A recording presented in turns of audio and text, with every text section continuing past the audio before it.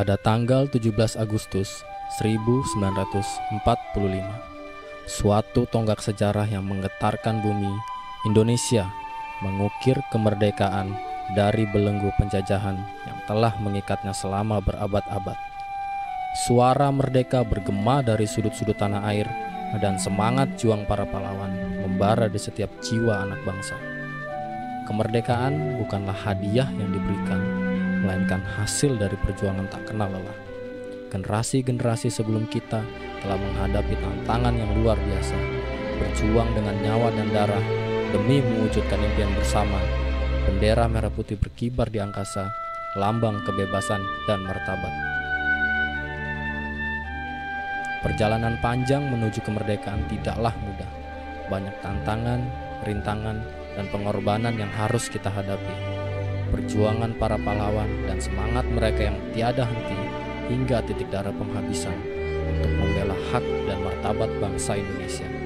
Mereka merangkul keberagaman, mengatasi perbedaan, dan bersatu dalam semangat cipta tanah air. Kita mengenang dan menghormati perjuangan mereka sambil berkomitmen untuk melanjutkan visi mereka. Kemerdekaan bukan hanya tentang bebas dari penjajahan asing, tetapi juga tentang memajukan bangsa, membangun ekonomi yang kuat, dan memberikan pendidikan yang bermutu bagi generasi mendatang. Hari ini kita mengenang jasa para pahlawan dengan hati penuh rasa syukur. Kita merayakan kemerdekaan dengan semangat kebangsaan yang tak pernah pudar. Marilah kita jaga dan lestarikan kebebasan ini, serta terus berusaha untuk mencapai mimpi-mimpi besar masa depan. Selamat Hari Kemerdekaan Indonesia yang ke-78. Terus melaju untuk Indonesia maju. Merdeka!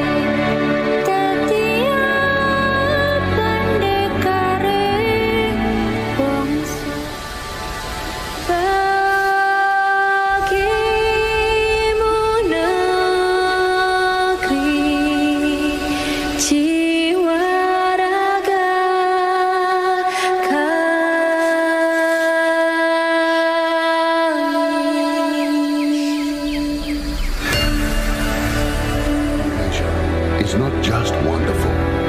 Indonesia is a wonderland. Kota baru dunia berbeda, berbeda manapun di Samantara, manapun di Samantara.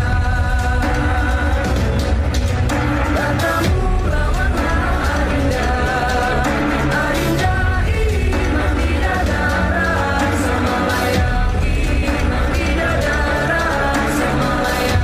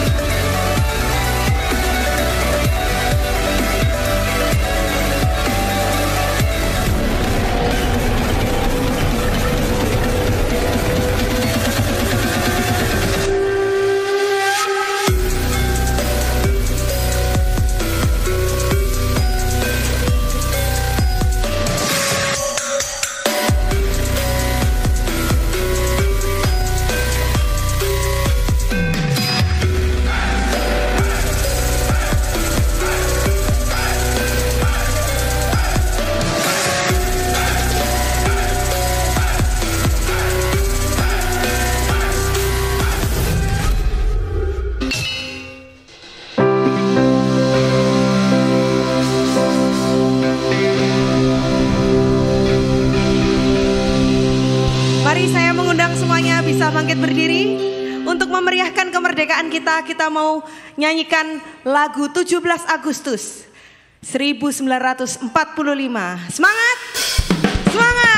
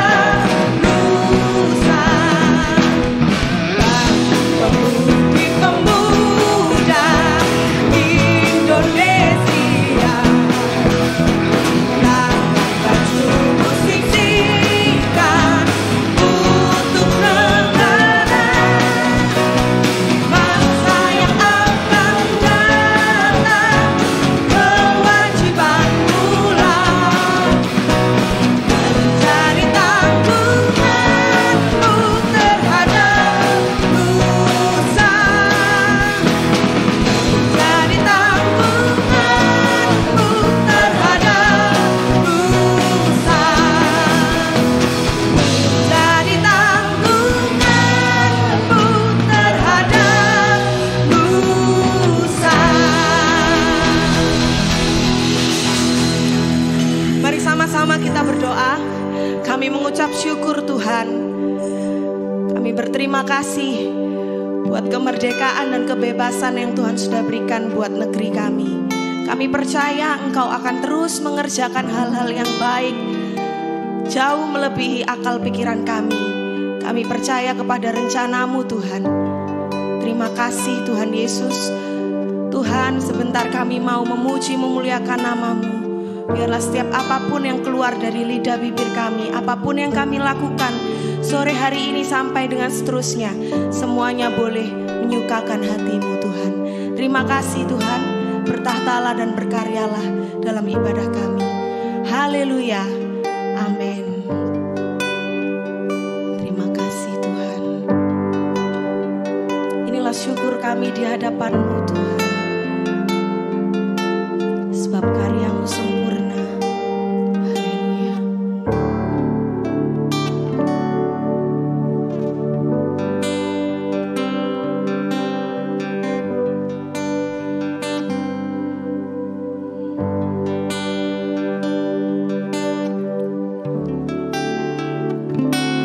Kami umat-Mu rendah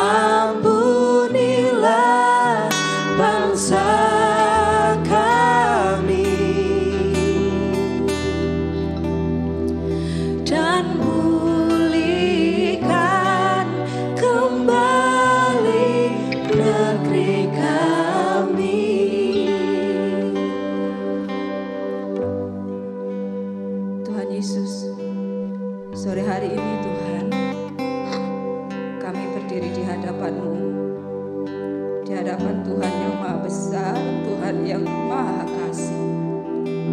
Kami percaya Tuhan, sampai hari ini ada begitu banyak hati yang tetap setia berdoa untuk bangsa ini. Dalam segala yang terjadi di bangsa kami percaya masih banyak tangan-tangan yang terangkat berdoa untuk negeri ini. Sungguh kami bersyukur Tuhan mengaruniakan, mempercayakan negeri yang luar biasa indah, kaya, subur, makmur buat setiap kami. Tuhan, saat ini kami berdoa untuk bangsa yang kami kasihi, Indonesia ini. Kami percaya Indonesia ada di hati-Mu Tuhan, Indonesia ada di pemandangan-Mu. Kasih Tuhan, kemurahan Tuhan tetap berlaku untuk bangsa ini. Kami berdoa dari ujung ke ujung, dari darat, laut, udara. Tuhan, kesejahteraan-Mu bergulung-gulung. Engkau menganugerahkan keamanan buat bangsa kami, kesatuan, persatuan buat bangsa ini. Kesejahteraan yang merata, pemulihan dalam segala bidang, ekonomi, pendidikan, keamanan. Tuhan terus memulihkan bangsa kami.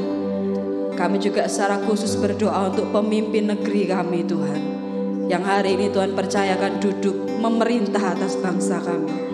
Tuhan, kami minta pemimpin yang takut akan Tuhan, yang sungguh-sungguh mengasihi bangsa ini.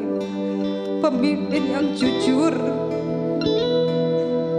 yang benar-benar mengerjakan apa yang Tuhan percayakan dengan sungguh-sungguh, dengan takut dan gentar di hadapan Tuhan. Kami minta pemimpin yang capable Tuhan, yang cerdas, yang smart, yang berwibawa. Pemimpin yang bisa membawa bangsa ini menjadi bangsa yang lebih maju lagi, lebih besar lagi Tuhan, lebih dihargai di mata dunia ini Tuhan. Kami juga berdoa Tuhan untuk anak-anak-Mu secara khusus. Kami berdoa biar semakin banyak anak-anak Tuhan yang Tuhan percayakan di kursi-kursi pemerintahan, di tempat-tempat yang penting, dan mereka belum menjadi perpanjangan tangan Tuhan untuk turut memerintah negeri ini, dan nama-Mu dipermuliakan.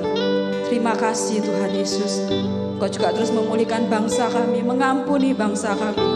Kalau ada hal-hal yang tidak berkenan di hadapan Tuhan, ada begitu banyak hal yang mungkin tidak berkenan di hadapan Tuhan. Tuhan, mari Kau yang beracara, Kau pakai anak-anak-Mu yang hari-hari ini Tuhan percayakan, supaya mereka juga boleh jadi terang, jadi berkat, jadi contoh yang baik, membawa perubahan yang baik di tengah bangsa kami ini Tuhan. Terima kasih Tuhan, terima kasih. Tuhan mengasihi bangsa kami. Beri kami hati seperti Abraham, hati yang mengasihi bangsa ini Tuhan. Terima kasih Tuhan yang terus membawa bangsa ini dalam doa-doa kami, mengingat bangsa ini dalam doa-doa kami. Terima kasih Tuhan, berkati gereja-gereja yang ada di negara ini secara khusus. Apapun Tuhan yang mereka sedang pergumulkan hari-hari ini, Tuhan tolong. Tuhan terus pakai menjadi alat kemuliaan-Mu, memperlebar kerajaan-Mu di bangsa ini Tuhan. Terima kasih Tuhan. Kasih Tuhan melimpah atas negeri kami. Tuhan terus mengerjakan hal-hal yang luar biasa untuk bangsa ini.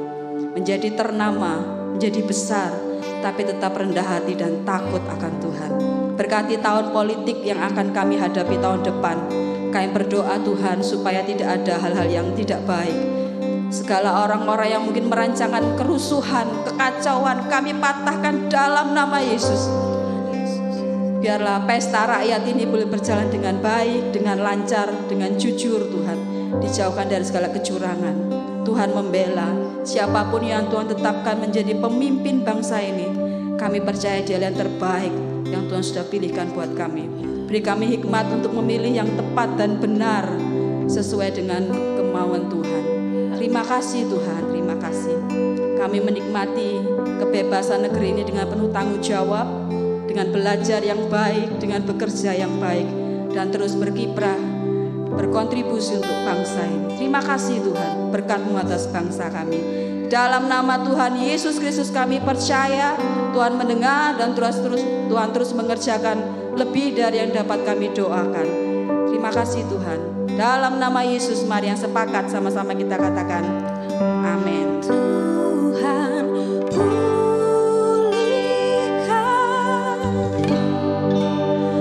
Bapa pulihkan,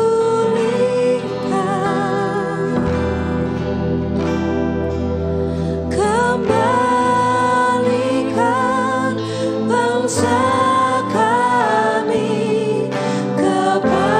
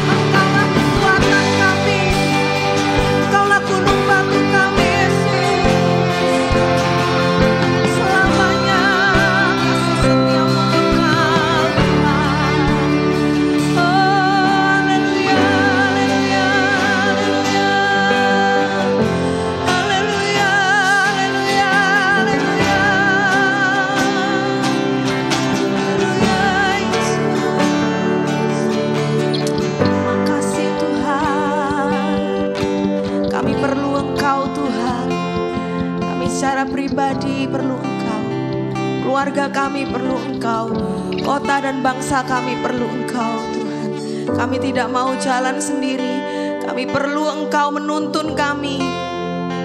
Kami percaya Tuhan, Engkau Allah kami yang setia, sekali-kali pun tidak pernah meninggalkan kami. Kami bersyukur dan bersuka cita bahwasanya kasih setiamu kekal selama-lamanya. Terima kasih Bapa. Inilah ucapan syukur kami dalam nama Tuhan Yesus Kristus. Kami sudah berdoa dan mengucap syukur. Sama-sama katakan amin. Haleluya. Berikan kemuliaan buat Tuhan kita. Yang percaya Tuhan kita baik boleh lambaikan tangannya sore hari ini. Puji nama Tuhan sebab Dia baik.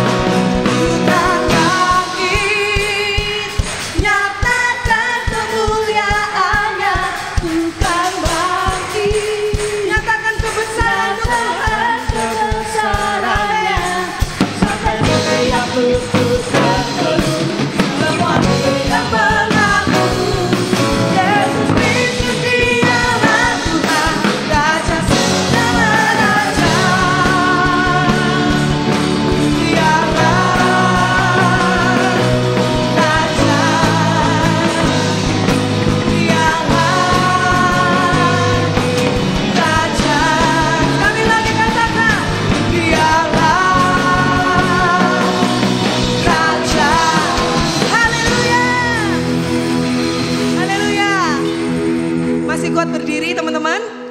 Masih ya? Oke. Kita pujikan karena kita ini milik Tuhan. Kita mau serahkan hidup kita sepenuhnya hanya bagi Dia. Amin. Amin. Engkaulah damai kami Tuhan. Kami terpesona hidup dalam kasih-Mu. Terima kasih Tuhan. Terima kasih.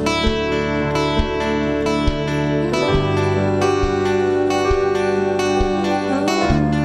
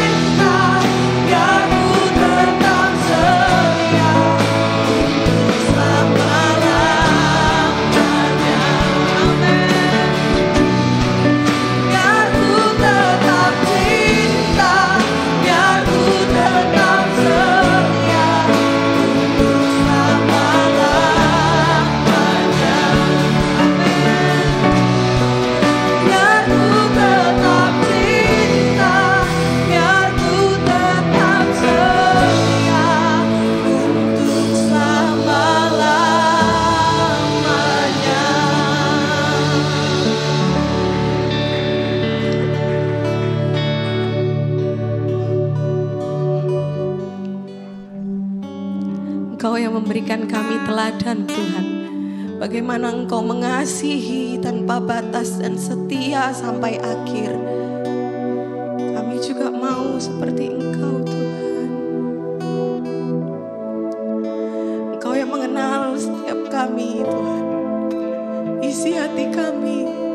Sungguh tidak ada satupun yang tersembunyi di hadapan-Mu. Bapa, dengan segala yang kami alami, dengan segala hidup ini Tuhan, kami bawa ke hadirat-Mu. Kami mau nyatakan, kami mau janji di hadapan Tuhan. Kami mau setia sampai akhir, mengasihi Engkau dengan sungguh-sungguh. Kami percaya Engkau yang memampukan kami Tuhan. Tangan-Mu menopang kami. Kami perlu Engkau Tuhan. Kami perlu Engkau Yesus. Terima kasih Tuhan. Sepanjang umur hidup kami percaya kami akan terus menikmati anugerah-Mu, kesetiaan-Mu, penyertaan-Mu yang sempurna. Terima kasih Bapa. Terima kasih Bapa. Ajarlah kami Tuhan. Sore hari ini kami mau dengar isi hati-Mu. Biarlah firman-Mu ini yang memulihkan setiap kami, menegur kami, membetulkan perilaku kami, supaya kami semakin hari semakin menyukakan hati-Mu. Terima kasih Bapa. Dalam nama Tuhan Yesus Kristus kami sudah berdoa dan mengucap syukur. Haleluya. Amin. Silakan duduk kembali.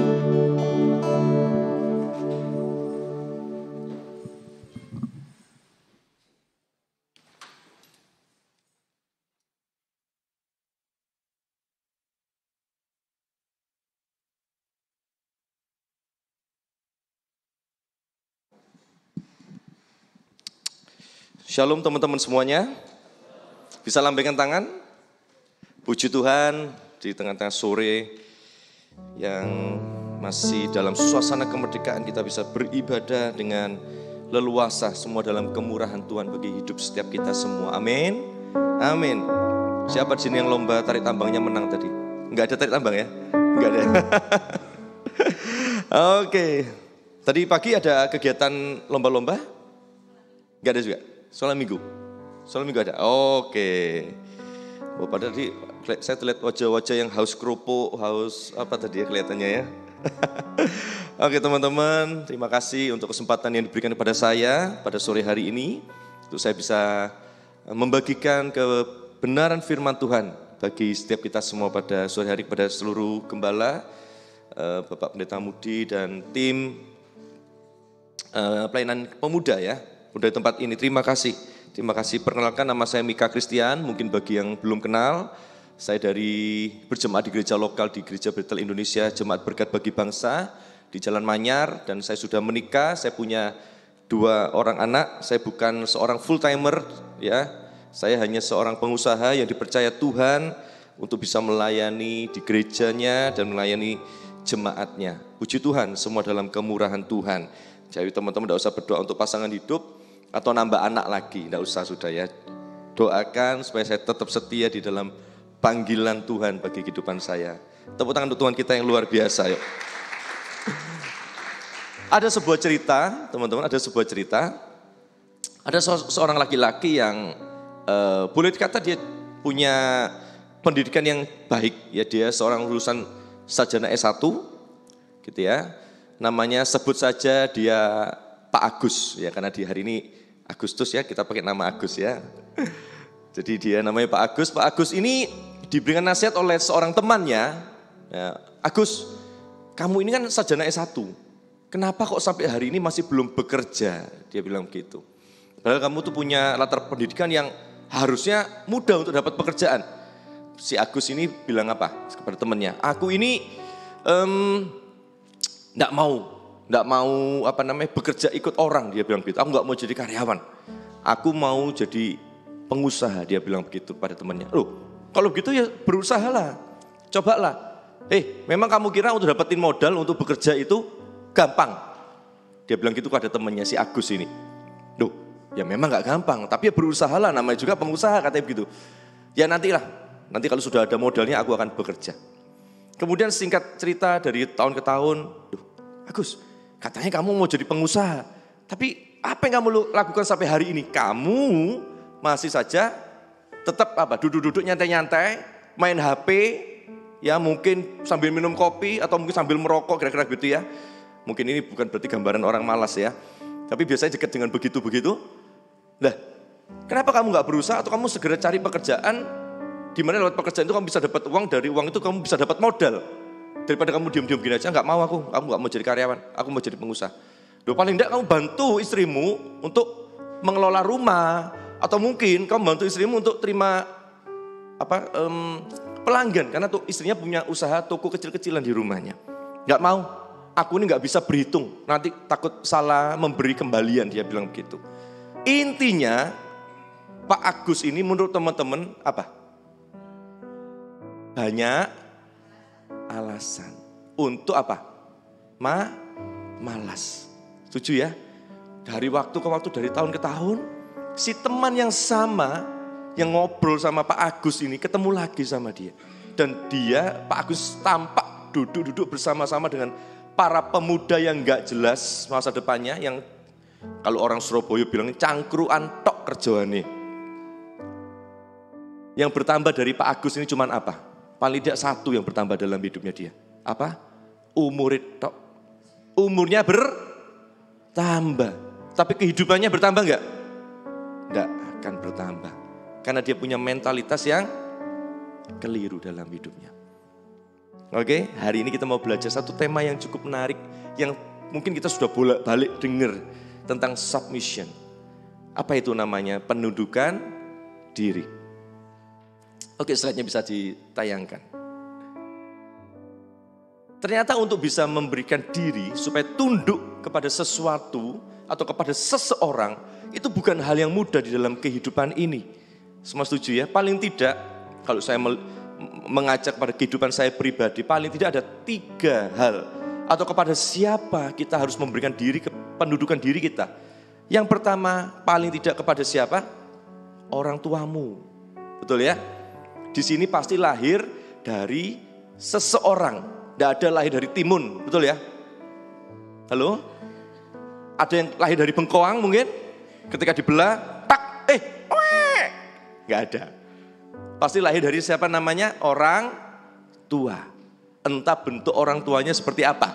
Begitu ya, profil orang tuanya seperti apa, macam-macam. Ada yang begini, ada yang begitu. Tapi paling tidak setiap kita pasti lahir dari yang namanya orang tua. Yang pertama kita tundukkan diri kita kepada orang tua. Yang kedua kepada siapa? Pemimpin kita. Kalau yang sudah menikah mungkin yang ini kepada pasangan kita. Ini ayat Alkitabnya ada. Hai anak-anak tunduklah kepada orang tuamu. Hai istri-istri tunduklah kepada suamimu. Hai suami-suami kasihlah istrimu. Kalau kepada pemimpin, hai hormati pemimpinmu seperti engkau menghormati Tuhan. Tapi pemimpin juga ngomong kau harus mengasihi karyawan-karyawanmu atau orang-orang yang ada di bawahmu. Yang ketiga paling tidak kita harus tunduk kepada siapa? Tuhan. Ya, yang kedua ini pemimpin bisa juga kepada pemerintah. Tapi yang ketiga kita tunduk, yang paling utama di dalam kehidupan kita, kita menundukkan diri kita kepada satu pribadi yang mengasihi kita. Namanya siapa? Tuhan Yesus. Wajah yang ada di layar ini katanya itu adalah seorang nabi yang luar biasa, namanya Yehezkiel. Meskipun saya belum pernah bertemu dengan Yehezkiel, jadi saya harap semua teman percaya saja dengan apa yang sampaikan. Tidak usah dites, ya, dan tidak usah tanya sama saya, karena saya belum pernah ketemu. Tapi ini saya iseng-iseng aja cari di internet, dan saya search wajah Yehezkiel, wajahnya ya ini, sudah percaya saja ya, gak apa-apa, ini cuma untuk ilustrasi saja. Yehezkiel ini adalah seorang nabi yang luar biasa, ya. Kitab Yehezkiel ini adalah kitab yang sangat menarik dan penuh dengan perumpamaan-perumpamaan yang menggambarkan tentang karya keselamatan manusia yang dikerjakan oleh Allah di dalam kehidupan kita pada hari-hari ini. Oke? Yehezkiel suatu cerita, dia ini adalah seorang keturunan imam, ya, dia masuk ke dalam masa pembuangan dan dia dapat suatu perintah-perintah yang sangat aneh di dalam kehidupannya. Salah satu perintahnya, teman-teman ada yang pernah tahu nggak kira-kira apa? Disuruh makan makanan yang dibakar di atas kotoran hewan. Wow, kalau sate dibakar di atas arang, enak baunya ya. Yang keluar bau daging yang sangat bikin keroncongan, langsung lapar. Sudah makan 2 piring mambu sate, nambah 1 piring lagi. Betul? Tapi kalau makan makanan yang dibakar di atas kotoran, kira-kira yang bau makanan itu atau kotorannya?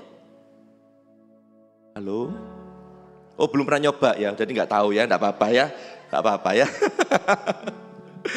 Tapi saya kira yang kuat adalah bau kotorannya, betul ya? Meskipun kering atau bentuknya apapun lah. Yeskel melakukan itu. Tanpa banyak bertanya. Sama Tuhan, berhenti sampai situ enggak? Salah satunya lagi, Yeskel disuruh tidur miring ke kiri. Bukan lagu loh ya, miring ke kiri, ya enggak gitu lagunya ya. Disuruh tidur miring ke kiri. Ada di sini yang bisa tidur miring ke kiri? Bisa, kalau pakai guling, ada bantalnya, kasurnya empuk, betul ya? Disuruh tidur di tanah. Berapa lama? 3 hari? 390 hari. Kebas kok, ya ampun. Tuhan, tidak ada cara yang lebih baik. Dan Tuhan ngomong apa? Berapa lama kamu tidur sedemikian? Itu lamanya aku akan menghukum bangsa Israel. Tuhan yang salah, bangsa Israel Tuhan bukan aku. Katanya si Hezkiel. Bisa begitu enggak? Dia ngomong begitu. Tapi dia tidak melakukannya. Apa yang dia lakukan? Dia tidur miring. Begitu hari ke-390, peng! Yeskiel. Harapan Yeskiel apa? Aduh, 390 hari. Kamu hambaku yang setia. Tak kasih mahkota, betul ya? Yeskiel, 390 hari sudah selesai. Sekarang ke kanan yuk. Supaya adil, tangan kirimu tadi kebas. Sekarang tekananmu belum toh? Tak tambah 40 hari lagi. Wah! Itu versi lucunya ya teman-teman ya. Saya tahu hari itu pasti perasaan Yeskiel luar biasa. Berapa banyak dari kita yang seringkali kadang-kadang mendapatkan perintah-perintah Tuhan yang gak masuk akal. Tuhan ini musuhku loh Tuhan. Orang ini bencek loh Tuhan. Orang tuaku ini tidak mengasihi aku loh Tuhan. Tidak memelihara aku. Begini begitu kita punya banyak alasan. Untuk kita bisa membenarkan diri kita. Untuk kita tidak mau tunduk kepada kebenaran firman Tuhan. Halo? Yeskiel tidak melok salah loh saudara. Dia keturunan imam. Hidupnya tertib sejak dia masih muda. Dijaga sedemikian rupa. Karena dia orang Lewi dikhususkan untuk jadi imam. Harus menanggung kesalahan yang bukan dia lakukan. Untuk bisa punya pendudukan diri. Ternyata bukan hal yang mudah ya. Coba dilihat kanan kirinya. Waduh temanku satu ini. Saya belum nerusin loh ya. Teman saya satu ini apa ini? Ini tipe teman yang tunduk atau aduh. Aduh. Ternyata untuk bisa tunduk tidak mudah. Semua setuju? Setuju ya? Apa sih yang membedakan pendudukan diri dengan ketaatan? Meskipun seringkali hal ini disamakan, tetapi sejatinya dua hal ini adalah dua hal yang berbeda. Apa membedakan? Pendudukan diri, ya supaya cepat ya, ini kalau saya tanya satu-satu bisa besok selesainya ya. Pendudukan diri itu adalah berbicara tentang keputusan sikap hati kita. Untuk kita mau taat. Jadi langkah konkret dari pendudukan diri adalah ketaatan. Jadi pendudukan diri adalah sikap hati. Keputusan hati kita untuk kita mau taat kepada perintah atau kepada seseorang di dalam kehidupan kita. Pelayanan di tempat ini tidak akan bisa berjalan dengan baik tanpa punya kualitas seorang pelayan yang punya pendudukan diri, kepada peraturan-peraturan, kesepakatan-kesepakatan, dan yang terutama kepada kebenaran firman Tuhan. Amin. Setuju ya? Berapa banyak kehidupan pelayanan, kehidupan berjemaat kacau, cuman gara-gara apa? Sikap hatinya yang gak mau tunduk kepada seseorang yang ada di atasnya. Seperti Pak Agus tadi. Sama istrinya gak taat, sama gak mau diperintah sama temennya, gak mau, pokoknya alasannya banyak. Intinya dia gak mau memberikan dirinya, mau taat kepada seseorang atau sesuatu di dalam hidupnya. Oke, kita cepat aja. Saya selanjutnya. Menurut Kamus Webster, arti kata submission atau berdiam diri adalah secara sukarela berserah kepada satu sama lain atau menyerahkan rencana-rencana atau tujuan seseorang kepada orang lain. Tanpa kita mau berserah kepada seseorang, kita tidak bisa disebut sebagai orang yang tunduk kepada orang itu. Kita tahu kisah dari Nabi Yunus, ya. Dia punya pendudukan diri, teman-teman.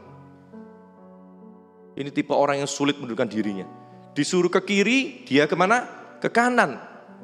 Bahkan ketika dia sudah melakukan apa yang Tuhan perintahkan dan Tuhan menyelamatkan bangsa yang besar itu, bangsa di Niniwe, apa yang terjadi? Dia masih apa? Halo? Masih, loh Tuhan kok diselamat no? Loh ya apa tuh? Ini tipe-tipe orang yang tidak punya pendudukan diri. Sekali lagi coba dilihat dirimu sendiri, tidak usah lihat orang lain. Kira-kira aku ini modelnya kayak Yeskiel tadi, atau aku kayak Yunus ya? Selanjutnya, Yakobus 4 ayat 6-7. Dikatakan demikian firman Tuhan. Tetapi kasih karunia yang dianugerahkannya kepada kita lebih besar daripada itu. Karena itu ia katakan Allah menentang orang yang congkak, tetapi mengasihani orang yang rendah hati. Karena itu tunduklah kepada Allah dan lawanlah iblis, maka ia akan lari dari padamu. Ternyata untuk membuat hidup kita tidak diganggu sama iblis, itu bukan pakai bahasa roh, bukan pakai apa ya, tengking-tengking. Apa firman Tuhan katakan? Halo? Tunduklah kepada Allah. Dan lawanlah iblis ini bukan dengan kekuatanmu sendiri, tetapi karena sesuai apa yang Tuhan perintahkan kepada setiap kita. Berapa banyak dari kita seringkali menyelesaikan masalah-masalah di dalam hidup kita, kegoncangan di dalam kehidupan ini, dengan apa yang kita ketahui menurut rasio kita, pikiran kita, pengalaman kita. Dan kita tidak mau tunduk kepada kebenaran firman Tuhan. Oleh karena itu dikatakan apa? Orang yang berhikmat adalah orang yang takut akan Tuhan. Karena di dalam terasa takut akan Tuhan, penundukan diri kepada Tuhan, itu akan muncul hikmat yang mengarahkan kita kepada kemenangan-kemenangan. Setuju enggak? Halo teman-teman. Singkat cerita teman-teman ya, karena kalau ceritanya panjang sekali lagi besok selesainya ya. Istri saya punya seorang teman. Ini gak direkam ya, kalau direkam waduh nanti bisa viral ini ya. Saya gak berusaha gosip kepada cerita orang lain, enggak. Tapi ini pengalaman istri saya. Ada seorang teman ini melakukan sebuah kesalahan yang menurut saya cukup serius gitu ya. Dan ada teman yang lain mengingatkan dia akan kesalahan itu supaya dia lebih hati-hati. Ya mungkin cara dari teman yang mengingatkan itu tidak sesuai seperti yang dia harapkan. Kenapa kok temannya gak ngomong langsung sama dia, intinya begitu. Ya, berapa banyak di sini mungkin kalau mau negur aku mau negur langsung aja. Tetapi ada beberapa orang kalau ditegur langsung juga marah-marah juga. Dan teman yang ditegur ini merespon dengan keliru atas teguran yang baik menurut pandangan saya. Teguran ini menyelamatkan dia. Tetapi apa yang dilakukan oleh teman yang ditegur ini? Jangan bingung ya dibolak-balik kata-katanya ya. Teman yang ditegur ini apa? Merespon dengan keliru, marah-marah, bikin status, bikin story di HP-nya. Ada di sini yang model begitu, kalau diberi nasihat, diberi teguran, entah oleh pimpinan di pekerjaannya, oleh pemimpin komselnya, atau kakak rohaninya, atau pelayan, ketua departemen di tempat ini, langsung bikin status. Aku ditusuk dari belakang. Wes. Lek nusuk dari depan, ya gak ketusuk kan gitu ya. Itu namanya menyerahkan diri ya toh. Yang nusuk juga siapa? Saya pikir sampai, ya ampun baca statusnya sampai, ini Kristen atau bukan ini ya? Tampaknya bukan ya. Hari itu dia bukan Kristen ya. Bagaimana mungkin? Bikin status yang aduh memalukan sekali menurut pandangan saya. Halo, berapa banyak dari kita menyelesaikan masalah-masalah kegoncangan di dalam kehidupan ini. Kita tidak mau seturut dengan kebenaran firman Tuhan. Oleh karena itu iblis gak lari dari hidup kita. Mengganggu kita, mengintimidasi kita. Dan terus mengecoh kehidupan kita. Sehingga kita tidak mengalami kemenangan. Justru kita terus mengalami yang namanya kekalahan dalam kehidupan ini. Halo? Tunduklah kepada Allah. Dan lawanlah iblis. Dengan apa? Sesuai apa yang Tuhan perintahkan dalam hidup kita. Apa yang Tuhan perintahkan dalam kita? Ya firman Tuhan ini.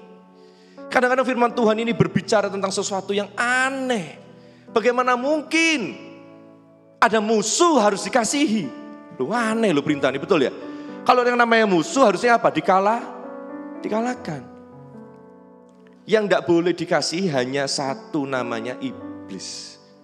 Kalau saudara seimanmu manusia dikasihi sebagaimana Tuhan sudah lebih dulu mengasihi kehidupan kita semua.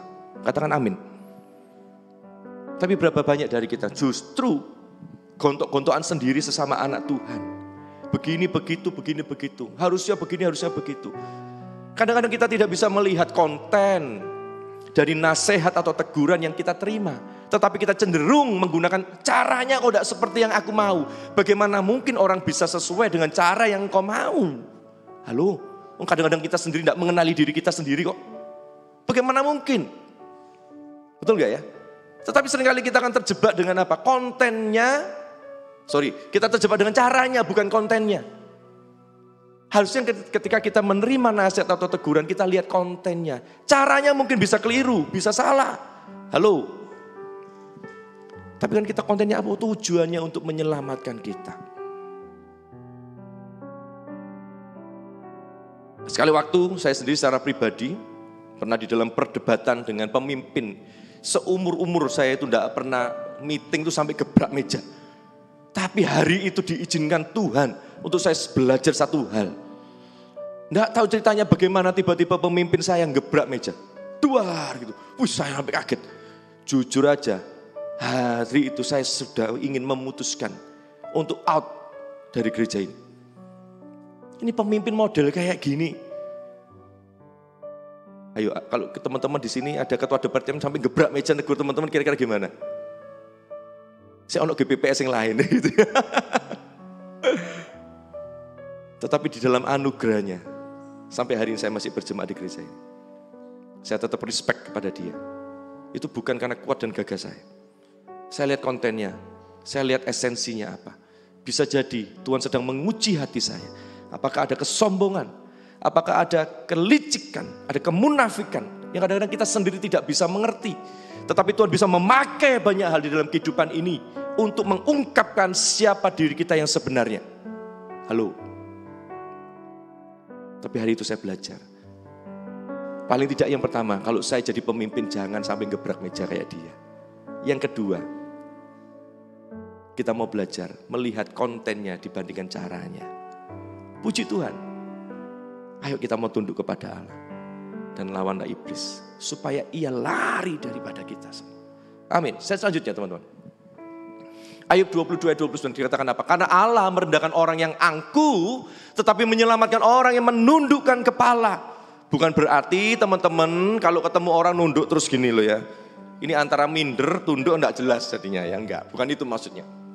Tetapi ya kita tahu, apalagi kita budaya Asia, kita tahu kalau kita menghormati seseorang, pasti kita mempunyai sikap tubuh yang apa? Menundukkan. Kristus itu kepala. Tandanya orang punya leher, itu dia bisa tunduk, betul ya? Leher ini meskipun cuma sedikit, tidak panjang. Karena kalau lehernya panjang namanya apa? Bebek ya kan lagunya Ibadah Anak ya. Leher ini penting sekali teman-teman. Dan kita ini tubuhnya. Kalau bukti bahwa kita tuh punya penundukan diri. Kita mempunyai sikap hormat kepada siapapun yang ada di sekitar kita. Bisa teman-teman kita hormat kepada orang yang menyakiti kita. Atau jangan-jangan kita bikin story atau status yang menjelek-jelekkan orang itu. Tuhan bilang kepada kita, berdoa, kasihi musuh-musuhmu. Bisa? Gitu ya. Bisa sih kok, tapi biasanya gitu ya. Kalau dia lebih dulu minta maaf sama aku. Wow. Ternyata untuk pendudukan diri gak mudah teman. Saya selanjutnya yuk. Ada satu hubungan yang penting yang kita mau belajar nanti ya. Saya selanjutnya. Pendudukan diri adalah proses untuk membentuk hati yang taat. Semua setuju ya? Tanpa pendudukan diri kita tidak mungkin bisa taat kepada seseorang. Karena tanpa pendudukan diri, bagaimana kita menjadi orang yang taat? Gak bisa. Gampang sekali teman-teman untuk kita bisa melihat seseorang. Orang yang punya pendudukan diri pasti taat. Tapi orang yang taat belum tentu punya pendudukan diri. Semua setuju ya? Karena bisa jadi dia punya motivasi hati yang lain. Dia punya tujuan yang lain yang mungkin belum tentu memuliakan Tuhan. Tetapi hati yang punya pendudukan diri, dia pasti akan taat. Kalaupun dia tidak setuju dengan apa yang dia ketahui, mungkin pemimpinnya begini atau orang tuanya begini begitu, tetap saya percaya apa yang dia lakukan, cara yang dia lakukan tidak akan bertentangan dengan kebenaran firman Tuhan. Berkali-kali saya ngomong kepada banyak orang, saya ini punya 2 problem serius di dalam hati saya. Dan percayalah, teman-teman juga punya. Meskipun bentuknya bisa berbeda. Saya punya 2 problem serius. Beberapa kali saya ngomong sama Aaron, Mika ini punya problem serius. Yang pertama tentang kesombongan. Makanya saya bersyukur hari itu saya dibentak sama pemimpin saya. Untuk tahu, saya ini ternyata sombong apa enggak. Dan saya sombong. Berkali-kali saya Tuhan, kalau doanya Paulus duri dalam daging, saya kepinginnya itu rendah hati Tuhan. Kepinginnya rendah hati. Tetapi sombong ini selalu ada Tuhan, sampai Tuhan tolong aku. Yang kedua apa? Ketamakan. Tidak banyak loh orang berani mengaku dosa ya. Saya tuh ngomong kepada pemimpin saya, kepada jemaat di gereja lokal. Orang yang berbicara di depan Anda ini punya problem serius di dalam hidupnya. Semata-mata hanya karena anugerah Allah bisa berdiri di depan teman-teman, bisa menjadi pemimpin, itu kemurahan Tuhan. Tetapi sejatinya setiap kita punya pergumulan-pergumulan serius di dalam hati kita yang harus diselesaikan bukan dengan kekuatan kita sendiri. Semata-mata karena hanya anugerah Tuhan saja di dalam hidup kita. Amin. Teman-teman punya problem serius dalam hatinya? Gampang. Untuk teman-teman tahu. Tuhan akan memakai situasi-situasi untuk mengungkapkan siapa diri kita yang sebenarnya. Kalau kita mau diri kita dibentuk oleh Tuhan, berserah kepada Tuhan, justru gelanggang permainannya, play-nya ditekan sama Tuhan. Play. Loh, Tuhan kok tambah gak enak loh. Loh Tuhan, aku kenal Tuhan kok tambah begini. Loh ya betul, karena pengen tahu siapa diri kita sebenarnya. Harus menghadapi situasi-situasi seperti itu supaya kita tahu, walah ternyata hatiku ini masih begini, hatiku masih begini, hatiku masih ada berhala di dalam hatiku, ada berhala begini begitu, banyak lainnya yang harus diselesaikan hanya dengan anugerah kasih Tuhan. Tanpa pendudukan diri, bagaimana kita bisa menjadi orang yang taat? Tidak mungkin. Tidak mungkin. Selanjutnya, apa sambungannya teman-teman dengan Galatia 5 ayat 1? Dikatakan apa? Supaya kita sungguh-sungguh merdeka. Kristus telah memerdekakan kita, karena itu berdiri teguh dan jangan mau lagi dikenakan kuk perhambaan. Dulu ketika kita masih menjadi manusia berdosa, kita menundukkan diri kita kepada siapa? Dosa. Dosa yang memerintah di dalam hidup kita, mengarahkan kita sehingga keputusan-keputusan kita, cara pandang kita, perkataan kita, apa yang keluar dari seluruh hidup kita hanya menghasilkan dosa. Betul tidak? Tetapi ketika kita sudah ditebus oleh darahnya yang mahal, oleh kasihnya yang luar biasa. Tadi pagi saya ada pelayanan di GPPS Kutisari, ya saudara di tempat ini. Kalau kita tuh punya dosa yang keterlaluan, solusinya cuma satu, kasih yang keterlaluan. Betul ya? Dosa yang kebacut hanya bisa diselesaikan dengan apa? Kasih yang kebacut. Dan itu hanya bisa diberikan oleh Yesus. Jangan pernah berharap kepada siapapun. Pasanganmu, anakmu, siapapun akan mengecewakan hidup kita. Tetapi kasihnya pasti memulihkan, menolong, menyempurnakan, membawa kita kepada perkara-perkara yang ajaib. Dan itu wow, that's great. Dulu ketika kita masih berdosa, kita tunduk kepada hukum dosa. Tetapi ketika kita dimerdekakan oleh kasih-Nya yang luar biasa, kepada siapa kita memberikan penundukan diri kita. Seberapa banyak teman-teman dari sini yang masih terikat kepada dosa-dosa tertentu yang engkau sulit lepas.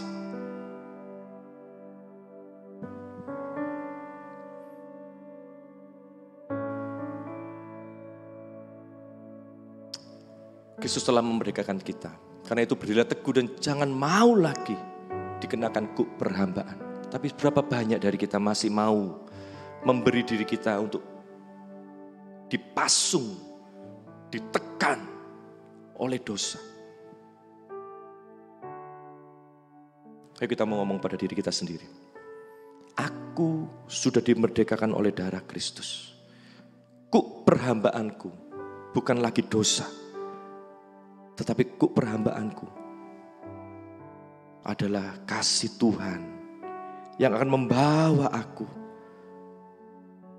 kepada kehidupan kemerdekaan yang sesungguhnya.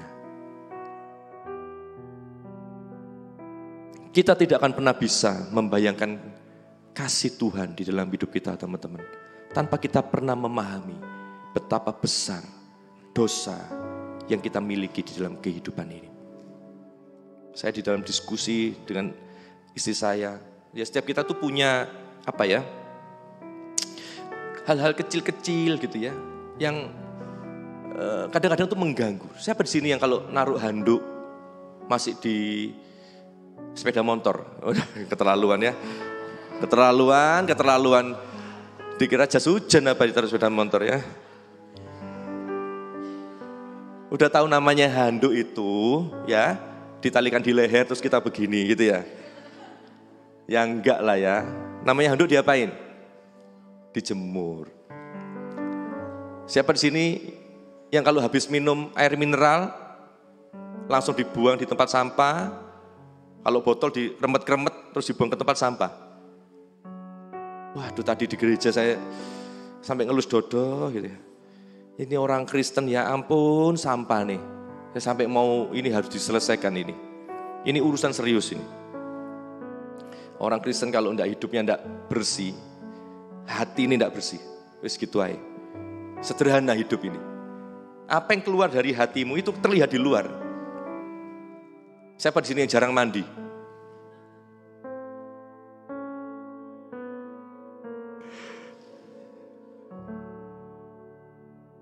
Langsung bisik-bisik itu loh. Jangan nyebut saya loh ya.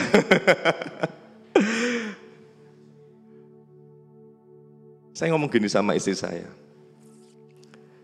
Selama kita tidak pernah menyadari bahwa itu adalah sebuah kesalahan, kita tidak bisa berubah. Oleh karena itu langkah awal, cara kerja Roh Kudus di dalam kehidupan kita, itu memberikan apa? Rasa bersalah. Ada dosa, rasa, wah aku salah. Baru Roh Kudus akan menolong kita kepada langkah selanjutnya, pertobatan. Bagaimana mungkin kita bisa bertobat kalau kita tidak sadar kalau itu sebuah kesalahan? Halo?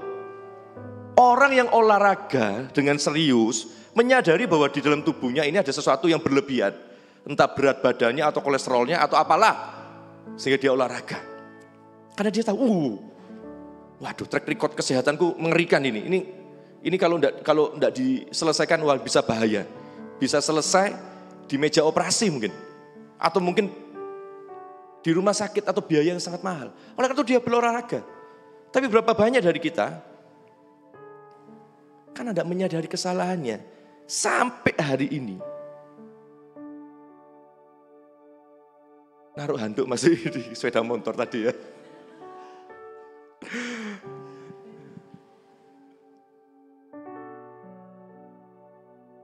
Nanti yang sudah menikah atau saudaraan di listing yuk kesalahan-kesalahan kecil-kecil ini. Aduh ini ya. Ini kalau tidak disadari. Aduh, tidak bisa bertobat kita ini. Betul tidak ya? Kita ini masih katanya kita ini orang merdeka di dalam Kristus, tapi kita masih hidup di dalam kuk perhambaan dosa. Saya tidak bisa percaya ada orang yang mengaku dirinya adalah orang merdeka di dalam Kristus, tetapi hidupnya tidak mengalami perubahan yang positif di dalam imannya. Halo? Kalau dulu terlambatnya 30 menit datang ibadah seperti saya tadi gitu ya. Tadi saya terlambat teman-teman, saya tuh salah mengingat jadwal. Saya tuh tahunya jam 4:30, wih ternyata jam 4 ya Tuhan, ampuni saya. Duh, hari Minggu ini selalu hari yang sangat padat, kadang-kadang tuh agak kacau. Minta maaf ya. Meskipun teman-teman tidak ngomong tak maafin kok, saya tahu teman-teman udah maafin ya. Ini namanya minta maaf yang maksa ya. Udah tahu dulu terlambatnya 30 menit setelah bertobat. 5 menit. Kurang 5, semua orang belum datang, sudah berdoa, bertukar-lutut di sini untuk mendoakan ibadahnya. Ada langkah positif yang terjadi dalam hidup kita, setuju enggak? Enggak mungkin ada orang percaya Tuhan, mengaku mulutnya percaya Yesus. Di dalam hidupnya tidak ada langkah positif, tidak mungkin. Roh Kudus akan menolong kita untuk kita hidup di dalam kebenaran-kebenarannya. Amin. Setuju statement saya? Amin ya? Amin. Yang dulunya pelit, kalau untuk dirinya sendiri, makan itu enggak hitung-hitungan. Ada basar, tapi giliran, yuk teman-teman kita mau berbagi pada perjalanan misi begini. Penghasilanku dihitung-hitung. Bahkan ada bilang perpuluhan, konteks perpuluhan nih teman-teman ya, yang lagi rame ini ya. Perpuluhan ini boleh apa enggak? Saya mau tegas katakan, harus bukan boleh. Ada yang enggak setuju?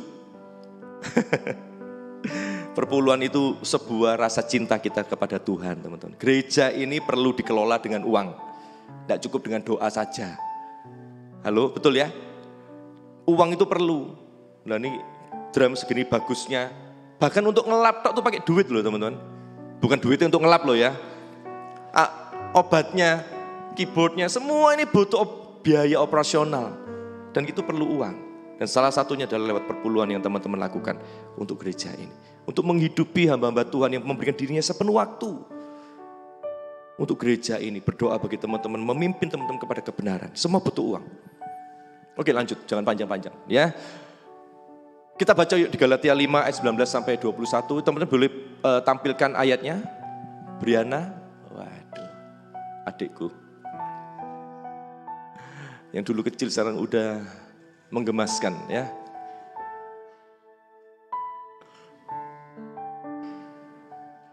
Galatia 5.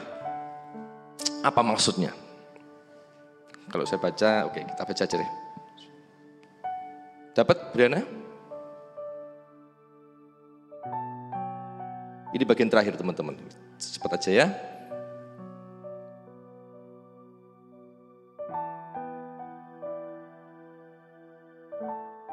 Oke, perbuatan daging telah nyata yaitu apa teman-teman? 1, percabulan. 2, 3, hawa nafsu. Terus, ayat 20. Oke, kita baca di sini ya. Penyembahan berhala terus, sihir, perseteruan, perselisihan, iri hati, amarah, kepentingan diri sendiri, percideraan, roh pemecah, kedengkian, kemabukan, pesta pora dan sebagainya. Wah, ini ayat yang luar biasa. Saya tahu Paulus ketika menulis ayat ini sangat berhikmat. Karena kalau dirinci semua, bisa-bisa satu Alkitab ini isinya perbuatan daging. Luar biasa banyaknya perbuatan daging. Nesuan, gondoan, dimasukkan kabeh gitu ya. Waduh. Dan sebagainya. Jadi ini satu statement yang sangat berhikmat. Saya percaya ini pimpinan Roh Kudus. Jadi kalau teman-teman ada yang bilang, mana ayatnya di Alkitab? Baca ayat ini. Untuk teman-temanmu yang hidupnya tidak tertib. Kata siapa? Datang ke gereja terlambat itu salah. Tidak ada ayatnya. Dan sebagainya itu termasuk tadi itu.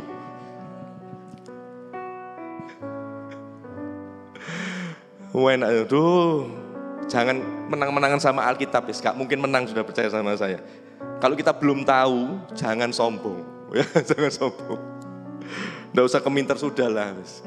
Lebih baik kita mau tunduk kepada kebenaran firman Tuhan. Apa yang disebutkan di dalam Galatia 5 ayat 19 sampai 21 ini, itu adalah gaya hidup kita ketika kita tunduk kepada dosa, pada dunia. Setuju enggak? Contoh seperti teman kami tadi yang mendapat teguran. Kalau dia tahu bahwa teguran itu untuk menyelamatkan dia, masa sih dia harus marah-marah? Masa dia harus melakukan perseteruan kepada orang yang negur? Harusnya kan berterima kasih ya. Kalau tahu bahwa kita ada seorang teman yang akan mengalami kehancuran hidupnya karena dia hidup di dalam cara hidup yang tidak tertib. Kemudian kita menariknya mungkin dengan cara yang tidak tepat. Kalau hidup kita di dalam dosa, di dalam dunia, di dalam daging, orang yang ditarik itu pasti akan apa? Ngapain sih? Betul ya? Kita akan merespon dengan keliru.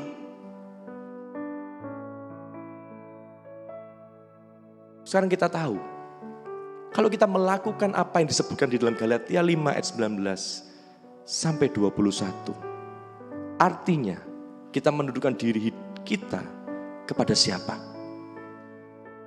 Bahkan saya mau ngomong kepada teman-teman tempat ini. Kalau engkau mau hidupmu aman, bebas dari begini begitu, hiduplah seperti itu. Banyak temen nih.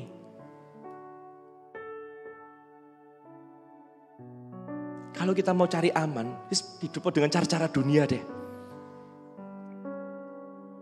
Ada sebuah statement, ayo kita belajar berpikir ya, kritis sedikit ya. Ada statement begini, hidup ini adalah kesempatan, itu lagu kalau itu ya. Hidup ini sudahlah, gak usah lihat kanan kiri, tutup mata, tutup telinga, tutup mulut. Gambari monyet itu loh, tahu ya? Tutup mata, biasanya pakai gambar itu biasanya ya. Tutup mata, wis gak usah ngurusi orang lain. Tutup mulut, wis gak usah ngasih nasihat, gak usah.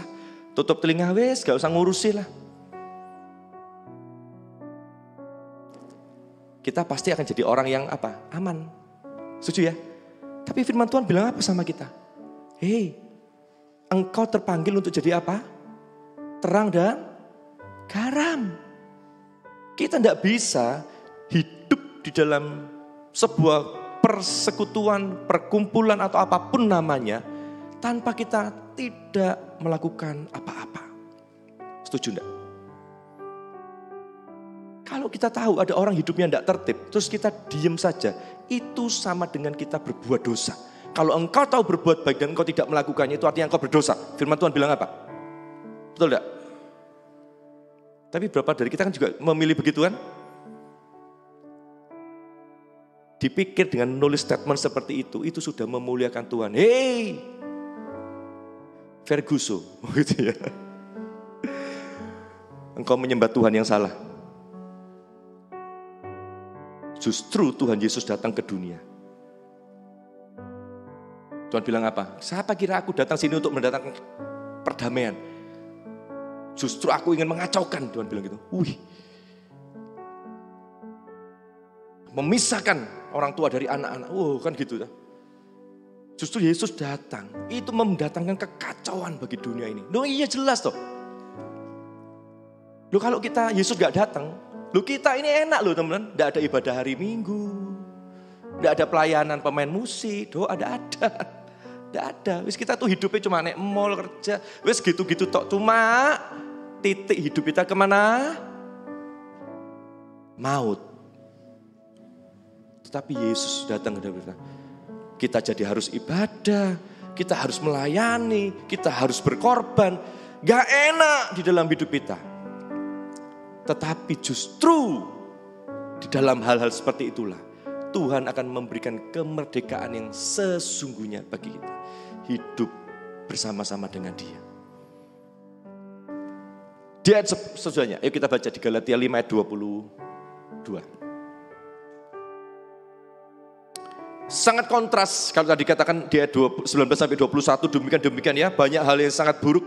Tetapi di ayat 2 dikatakan apa? Tetapi buah roh ialah kasih, sukacita, ini ada lagunya ya, kasih, sukacita, damai sejahtera, kesabaran, kemurahan, kebaikan, kesetiaan, kelemah lembutan, penguasaan diri. Ada berapa buahnya? 9. Tetapi ada satu bagian yang sangat menarik yang perlu kita renungkan dengan serius pada bagian ini, teman-teman. Dikatakan apa di ayat 24?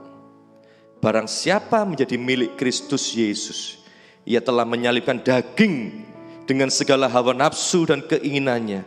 Jikalau kita hidup oleh roh, baiklah kita juga dipimpin oleh roh. Kalau dulu kehidupan kita menundukkan diri kita kepada kuasa dosa. Tetapi ketika kita sudah dimerdekakan oleh Kristus, kita menyalibkan daging tadi itu, perbuatan-perbuatan itu. Dan dengan segala hawa nafsu dan keinginannya. Dan kalau kita hidup oleh roh, pasti hidupnya mau dipimpin oleh roh. Amin. Dan menariknya teman-teman, berita Injil bagi setiap kita semua. Berita sukacita bagi kita semua.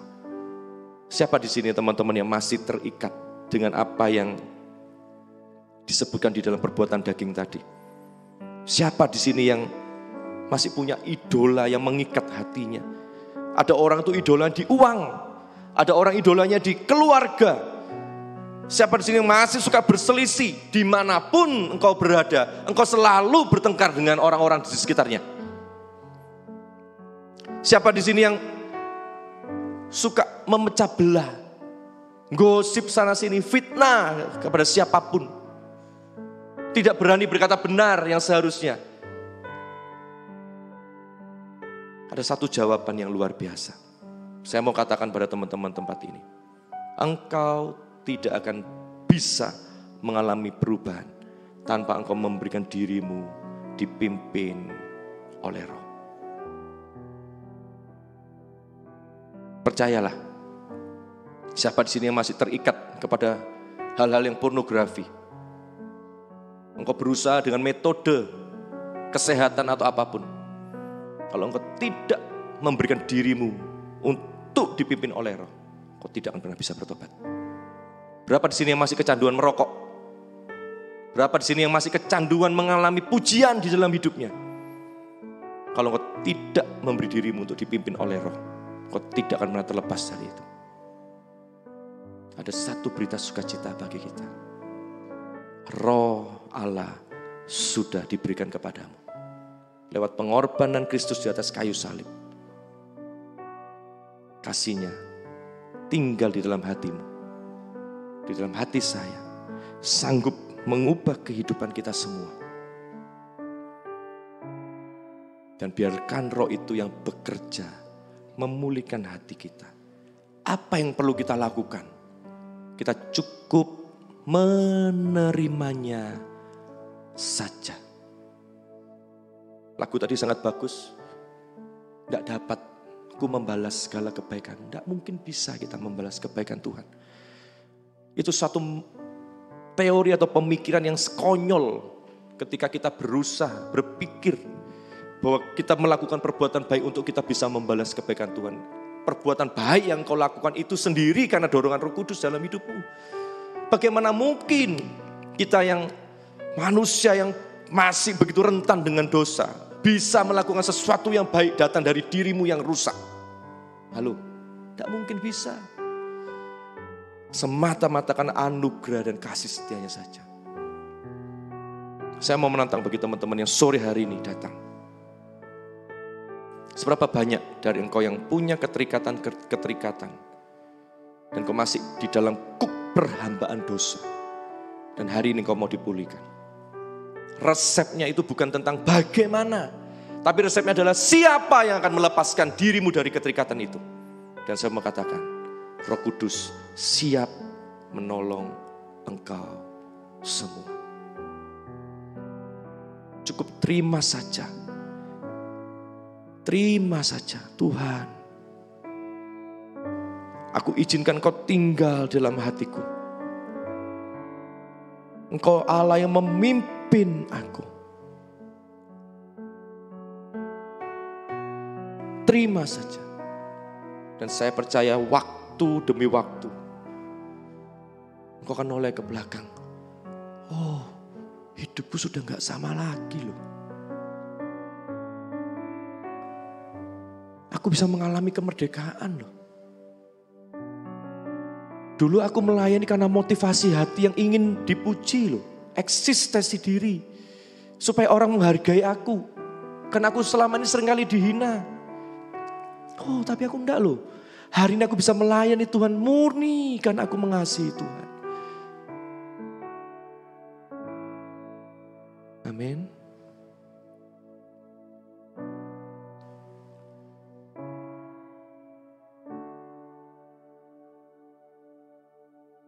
Slide terakhir.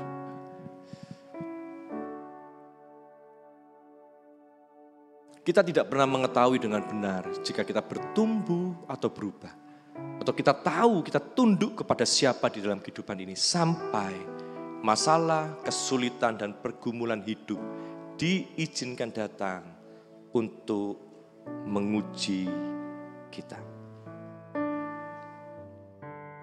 Ya, kalau tinggi badan ada ukurannya, meterannya. Betul ya, alat ukurnya meteran. Kalau berat badan timbangan. Jangan dibalik ya. Ngukur berat badan sama meteran, ngukur tinggi sama timbangan ya. Salah alat ukur akan menyebabkan kita salah mendiagnosa kehidupan kita. Dan bagaimana kita tahu kepada siapa kita memberikan penundukan diri? Cuman lewat masalah, kesulitan, pergumulan hidup yang diizinkan datang untuk menguji kita. Kalau kita tunduk kepada Roh, hidup kita dipimpin oleh Roh. Dan yang keluar dari hidup kita apa?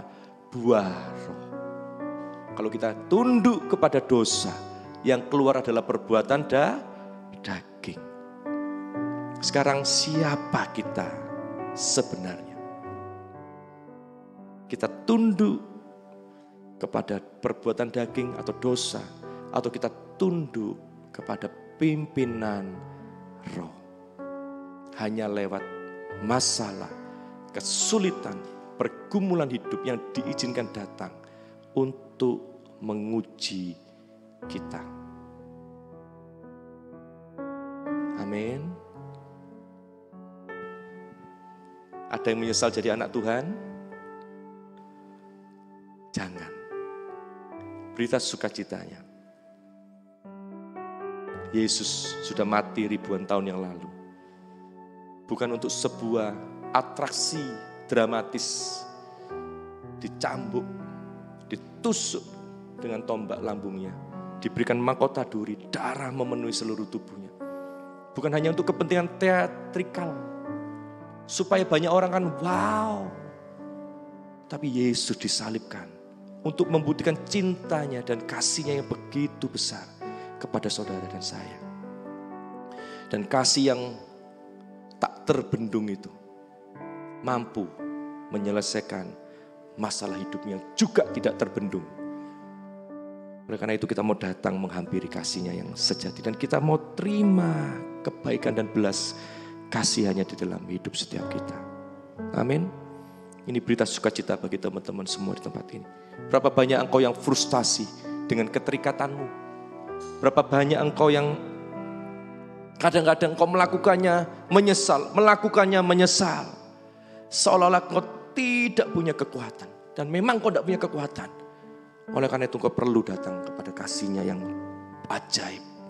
Yang sanggup memulihkan, menyembuhkan kehidupan kita semua. Mari kita tundukkan kepala. Kami bersukacita Tuhan. Oh Bapa, Yeskiel manusia biasa sama seperti kami. Tetapi di dalam anugerah-Nya, di dalam anugerah-Mu Tuhan, Yeskiel bisa menjadi pribadi yang begitu taat di dalam kehidupannya. Oleh karena itu Tuhan, kami minta dengan penuh kerendahan hati. Tuhan berbicara kepada setiap kami. Tuhan,